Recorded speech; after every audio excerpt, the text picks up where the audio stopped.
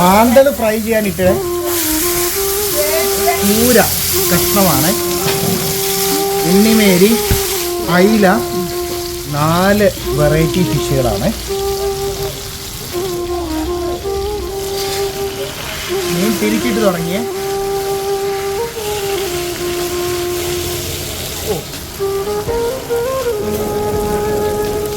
വീണ്ടും കറിവേപ്പില ഇടുവാണ്.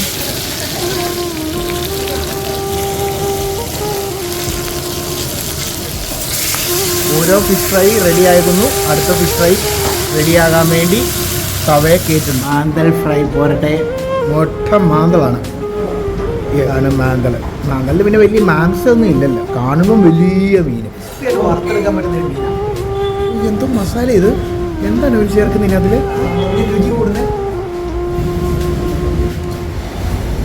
ഹരിപ്പാടാണല്ലോ, ഫ്രഷ് മീൻ കിട്ടുമല്ലോ, കടലടുത്താണല്ലോ, അതിൻ്റെ ഒരു അന്തസ് ഈ മീൻ വറുത്തതിനുണ്ട്.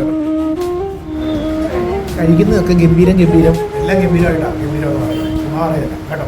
ആ പാവം മുള്ള നേരെ ഫ്രൈ മുറിച്ച്